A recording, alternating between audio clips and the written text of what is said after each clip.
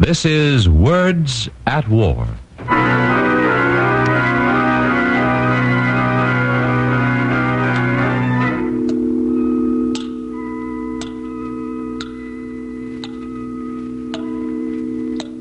This is my story, and the story of an unfamiliar sound.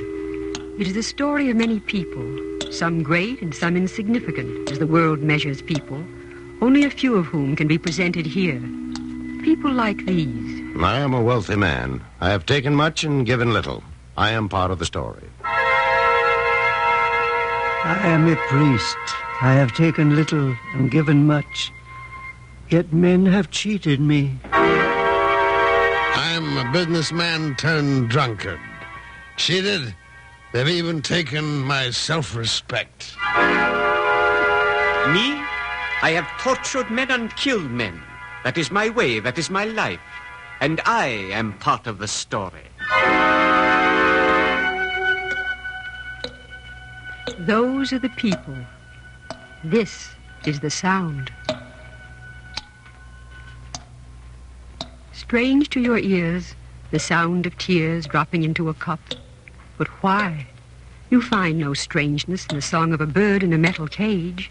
Both are unnatural, true, but both are the doings of men. And for the sake of his eternal greed and his eternal vanity, man has eternally done unnatural things. I am the weeping wood, and I have made men kill. I've made men torture and be tortured, and I have brought joy to the heart of a child. Men travel on wheels swiftly and silently because of me. I speak with the voice of a woman because for me, men have lied and cheated and worked and fought. Because of my tears, men have suffered and become poor, and men have prospered and become rich. Not a strange set of circumstances when you know me. For my tears are the source of a substance men call rubber.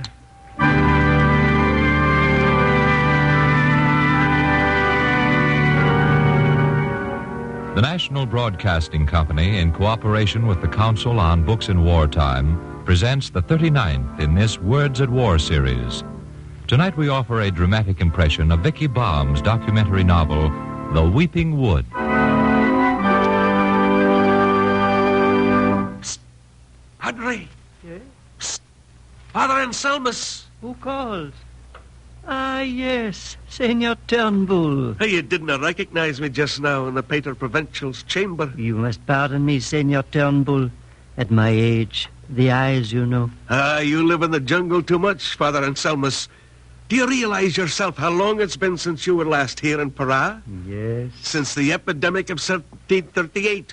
1738? Yes, That's a yes. good 7 years, Father. I wonder how you do it. You should visit us oftener. My work is not in Para, Senor. Ah, it could be.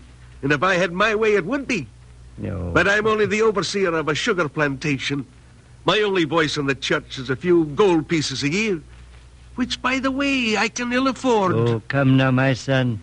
Shall I go to the Pater Provincial and tell him you want your money back? But the shoes, Father Anselmus, the wonderful elastic shoes. What did the Pater Provincial say so ungraciously when you offered as a gift the wonderful elastic shoes? If I remember correctly, he said, get them out of this room. They stink. His very words. Well, the Pater Provincial has trouble with his gallstones, and at such times you can never hear him say yes to anything. But he is one of the great men of our society. Listen, Father, you should not have gone to him about this elastic gum of yours. You should have talked to me first. I'm a merchant, too. Such a thing is against our rules. But, Father, you said there's enough of this elastic gum in the forests of the Amazons to make all the shoes you want, isn't there? Yes? And some of the Indians know how to treat it. Oh, yes, there is probably more in other parts of South America. Aye, I've seen the toys, the balls and syringes made by some of the Indians, but it never occurred to me. Well, anyway, it wouldn't have cost anything to make those elastic shoes, would it? Well, One could work one's slaves and give the Indians beads and things. I do not understand what you want from me, senor. Ah, you will. The problem is to make the Indians work. Now, you know how lazy they are. Well, the matter is not in my hands anymore. And besides, Senor Turnbull, you do not need me. Listen to me, Father Anselmus. I want to try to make these shoes an article of export, as you yourself suggested. I want to send them to Lisbon and create such a fashion with them that every lady and gentleman at court will wear them. I want your Indians to make me a magnificent pair of shoes for the Queen, gilt and ornate, and I'll send them to Lisbon, where I have good friends. Until now, my son, I did not realize you had been drinking. But how clearly the thoughts come, Father. Listen, these shoes stretch. We can make them tight as a skin. Every lady will want to wear them because they'll make their foot seem small. No, my gum elastic is for science, not for vanity. But we can make riding boots of this gum, and men will take them off without swearing. And that should please you, Father. Huh? And God in heaven, too.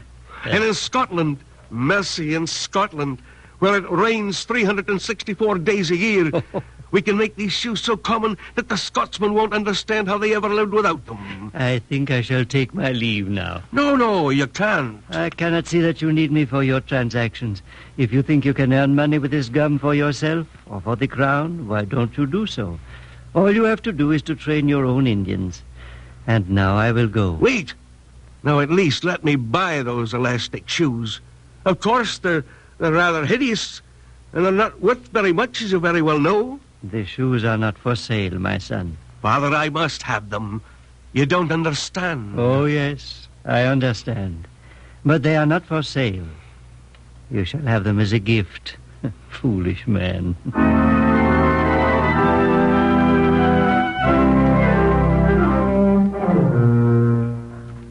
I lost millions. I lost millions because I didn't do it. Oh, so sorry. So sorry, George. That's all right, Mr. Bancroft. How did you lose millions? Who said I lost my millions? You did, just now. I did not. I never lost my millions because I never made them. I am a failure. I'm a failure because I didn't do it. Didn't do what? Listen to this. Just published yesterday. It says, June the 15th, 1844, to all whom it may concern, be it known that I, Charles Goodyear, have invented certain new and useful improvements in the manner of preparing fabrics of cowshaw or gum elastic or India rubber, and I do hereby declare that the following is a full and exact description thereof. Well, what does it mean, Mr. Bancroft? He's taken out a patent. That's what it means. And then he goes on to say how he did it. Did what? No, you don't understand.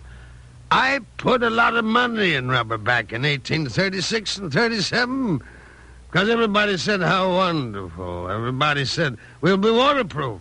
We'll have rubber shoes and rubber boots and rubber pants and rubber coats and rubber hats. Yeah. And the summer came, and the fishermen had to peel themselves out of their rubber pants, and ladies had to scrape the sticky rubbers off their shoes. Hey, what'd you do with my rubbers? I hadn't seen your rubbers, Mr. Bancroft. Oh, yes. No, they were right here. And you have to find them because they're the new kind.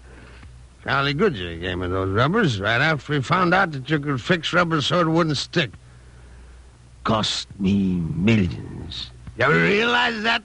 Millions. I'm very sorry, sir. No, don't be sorry. Give me another glass of old Medford. Don't you think it's about time you were getting home to your wife, Mr. Bancroft? My wife? Huh. You know, she hates me. No, of course she don't. But she does. They talk about a gold rush. Don't tell me about a gold rush. There's a rubber rush on right now, and I could have been in it. That's what my wife tells me at breakfast, dinner, and supper. Why didn't you loan Goodyear the money? Why didn't you? Why, it's enough to make any man drink more than is good for his body and the soul. Closing time, sir. Closing time? Well, I want my rubbers and another drink. And then I'll have to go to the Bible meeting. No more, Mr. Bancroft. Bar is closed. I want my rubbers. I want my beautiful rubbers. Charlie Goodyear gave them rubbers to me, and I will not be the victim of a thief, George. Any trouble here, George? Oh, good evening, Constable. I didn't see you come in. Mr. Bancroft here is... Yes, I know Hezekiah Bancroft too well. I'm on my way to the Bible meeting. You're on your way to the station house with me. Didn't I tell you you'd end up there again for long? Now, listen, I am friend Daniel Webster, and I'll complain about you in Congress, Constable. Sure. Just go ahead and complain. Oh, I'm a great sinner, brother. Great sinner I am. So you are, brother. And liquor did it. Nothing of the kind. Rub.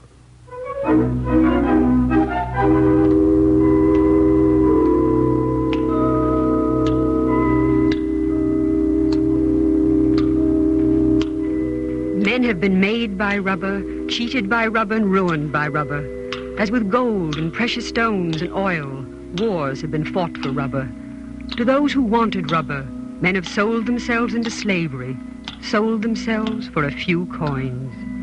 5, 10, 15, 20, 25, 30 mil reis. There you are, Ambrosio. Oh, thank you, Senor, thank you. No need for thanks. You are just very lucky. Go now, have a good time. In a few days, you will go up the river with the others. But do I have anything to sign? My name on some paper for all this money? No, Ambrosio. You are a man of honor. So am I. Written words are not needed between men of honor. Are they?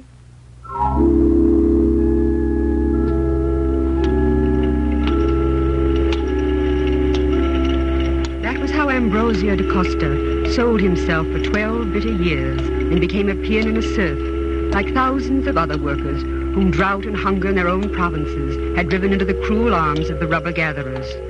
Yes, men have faced slavery for my sake, and death, and they have risked their lives for the tears of the weeping wood. Ambrosio? What is it, Englishman? I would have died out there in the jungle if you hadn't found me. Your wife nursed me out of my fever. You shared your food, everything with me. Here, take this money. What would I do with it, Englishman? We have no use for money. On the Amazon, you cannot pay with money, and you cannot buy anything with money. No, senor. The only currency on the Amazon is these. Rubber. And of it, there is never enough. How long have you been in this jungle, Ambrosio? Oh, 12 years. Because always the rubber we gather is never quite enough to pay for the food and the things we need. But someday, who knows? Ambrosio, you gave me back my life. I can do no less than the same for you. And I will do it if you'll go with me. You and your family. Go with you? I do not understand. Well, let me tell you who I am and why I'm here in Brazil. My name is Henry Wickham. I'm, and I don't know the word in Portuguese, a botanist. A man who knows about plants and things. And I represent the Crown of England. Now, I've come here to Brazil to take rubber seeds back to my country. Ambrosio, in a few days, a steamer will wait for me and the rubber seeds at the mouth of the river.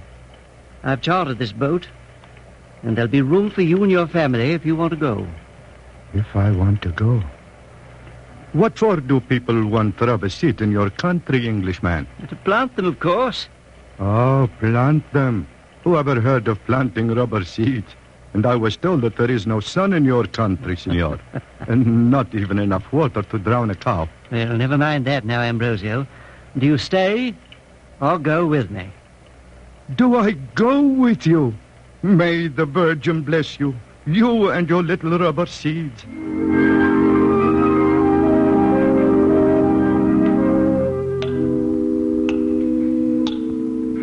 This is my story, for I am the weeping wood.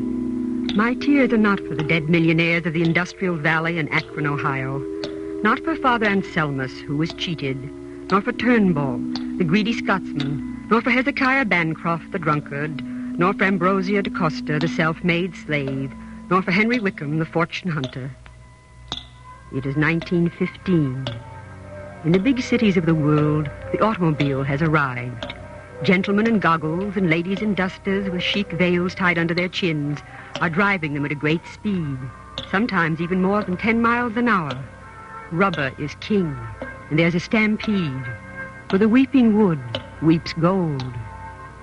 But my tears are for an Indian dying alone in a jungle in Peru.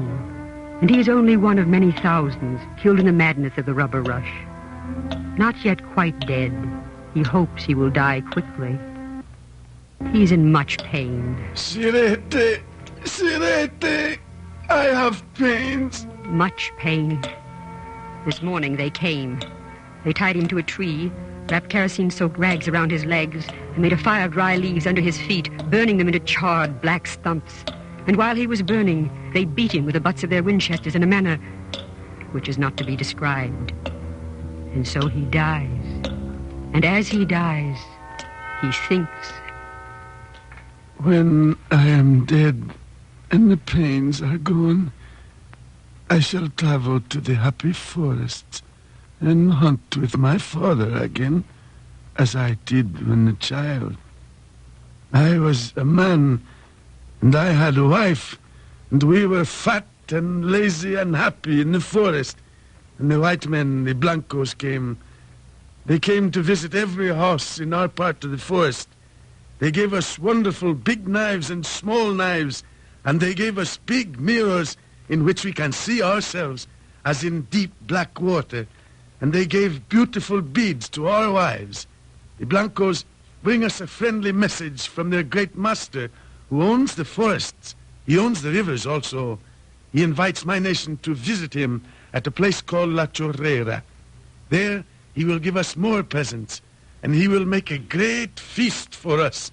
He will give us guns, and we shall be his guests and his children. The great master's only request is that we should bring him rubber, much rubber. We are happy to do this little thing for the great master.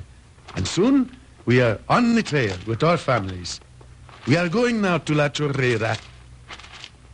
We do not see the change in the Blancos. And we have gone a long way when suddenly they use the lashes. Hurry along there. We do not rest here. You, hurry along. Amigo Blanco. What do you want? There is one back there who fought this. He is old. He cannot travel so fast with his load. An old one, eh? Which one? That one there? That is the one, senor. I will go and help him. No, wait. Now go and pick up the rubber he has dropped and carry it, in addition to your own. All of you, keep moving. Hurry along.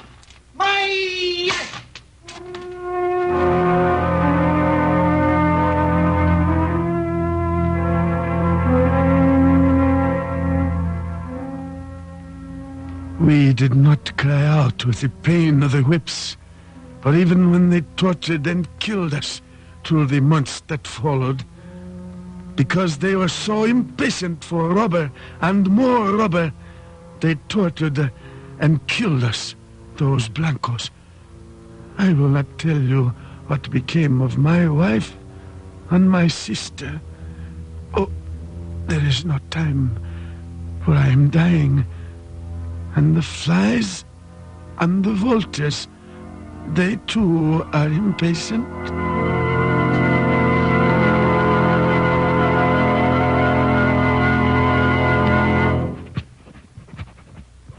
Hugh, September 4, 1876.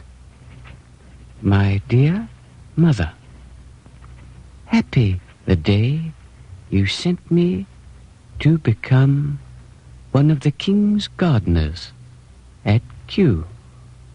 And lucky am I to be able to write you this glorious news after only a little more than a year at my work. Don't be shocked, Mother, but I'm being sent to Ceylon. Ceylon, what an enchanting name. Well, I must tell you how it all came about. You will remember my writing you a few months ago about that polite scoundrel, Henry Wickham. It was he who brought the rubber seeds here from Brazil, 70,000 of them, a whole boatload. And it was I who cursed them first and nursed them later. I'm becoming quite sharp with my pen, am I not, Mother? Well, no matter. It seems that this Henry Wickham, whom I still detest heartily, has been more than generous in praise of my work to the chief of all the king's gardeners, Dr. Hooker, And so old Whiskers, as we call him, has settled on me to take the delicate young rubber plants down to Ceylon. Mother, there's a great plan afoot of which I can say little now.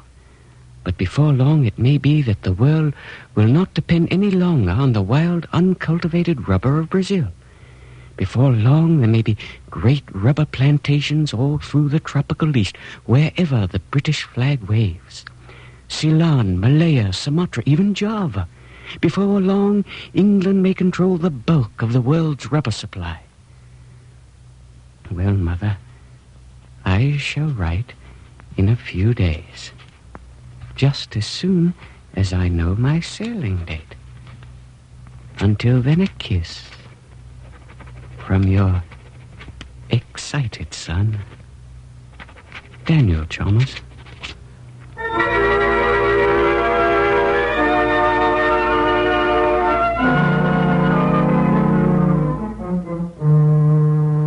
Oh, dear, dear, dear.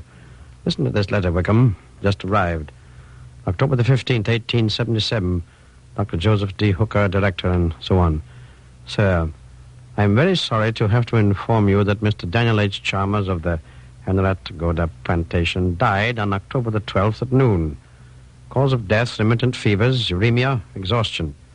I am respectfully yours, John R. Baker, medical officer, Henrietta Goda Gardens, Kampaha, Ceylon. I say, Wickham, this damned rubber of yours is going to keep on killing people even after we've got it civilized.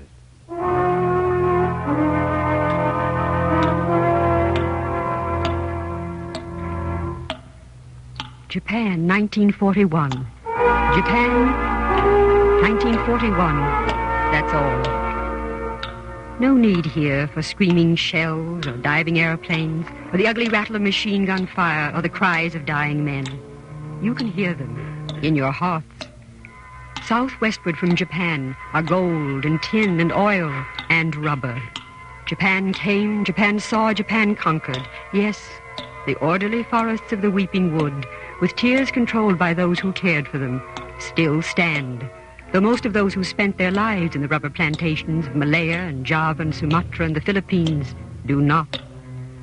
By screaming shell, by rifle and machine gun fire, by torture and prison camp atrocity, many were killed.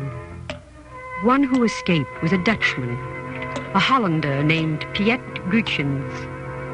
Piet Gutschens.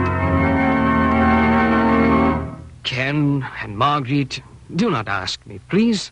This is not the setting to tell that story. For I cannot bring into a handsome New York apartment the horrible things that happened back there. There was death and destruction, but I did not destroy my trees before they came. But you should have. Huh? That was the order, to destroy them. But I could not do that. No. But when it is over, I'm going back to Sumatra. And you are coming with me, Ken. Oh, no, he's not, Pete. Not my husband. Oh, I meant that you should come also, Margaret. No, we won't go back, Pete. We both got our work cut out for us here. I've got a great many plans, and Margaret's going on with her work in Butanex. Butanex? Oh, it's got a dozen names, you know. Butadiene, Buna, Ameripol, Chemigum. It's synthetic rubber, Pete, that's all. You believe in this artificial rubber, Margaret? Believe in it? We're doing it, darling. We're going to have a different kind of rubber for every purpose. To me, it is an unnatural thing, this synthetic rubber. Man should not try to duplicate a thing which is made by God. Oh, Pete, if God didn't want us to do it, we never would have got anywhere. Oh, and you, Ken. Are you for this thing? Not on your life. I've got other ideas. You are rivals, man and wife? Why not? We're both looking for the same thing, Pete.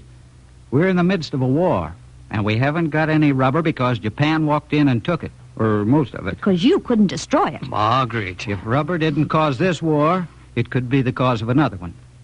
Margaret, with her experiments in synthetics, is one of those trying to find enough rubber to supply the whole world. And you, Ken? How about a drink, Pete? Thank you. All right, you, Margaret? Yes, dear. Oh. You know, I've been wondering... Huh? I've been wondering if... Thank you. Working on a rubber plantation was worth everything we went through together in the old days. Here you are. Oh, thanks. Oh, no, definitely not. Oh, to you, my friends. Thanks, Pete. And what have you decided to do now? Now? Work on a rubber plantation. I knew it. I knew it the moment I received your cable from Brazil. What the devil is Ken Morton doing in Brazil, I asked myself.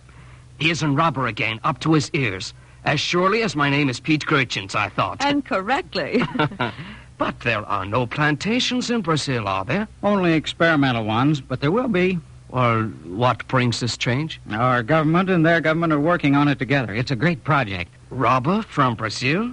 A plantation rubber? And Ken will do it if anyone can. You Americans are funny people. You seem such gamblers, such crazy fellows, at least to us sober, thick-skulled Dutchmen. But you are shrewd, and you have more foresight than you would ever admit. Still, the scheme of bringing rubber back to this part of the world doesn't hold water when you look at it with the eyes of a realist. Listen, Pete, don't you believe this business about South Americans being lazy? Huh? I've got an idea that people all over the world like to work. If you give them the right conditions and something worth working for. Oh, but you... Oh, I know. You're going to call this whole project imperialism, too. Well... Ken's too much of an idealist to march under any such standard, Pete. You know what the Indians called rubber when they first discovered it, Pete? The weeping wood. Well, it's been weeping ever since. And so have the people who have had to do with it. Ah, yes. The reform comes now, eh? Once you can reach and inspect every deepest jungle and forest within a few hours, and we can with planes, there will be no more remote, uncontrolled territories where rubber gatherers can be terrorized and exploited. Oh, come out of the clouds, Ken. It is only a dream. Maybe. Probably it is only a dream, yet. But I'll tell you a great secret, Pete. The secret of these United States. First, there's always a dream. Sometimes a fantastic dream. Sometimes a dream that's downright ridiculous. And sometimes a dream that's pretty brave. And afterwards, there are always the men who make such dreams come true. But mind you, the dream has to be there first. And that's what makes this crazy country what it is. And if you don't know this secret, you can never understand us crazy Americans.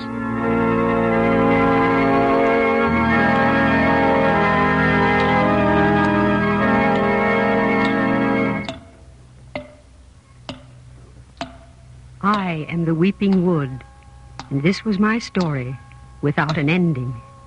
Perhaps the ending lies within men's dreams. For the truth is this, that the finer dreams of man are the true will of God.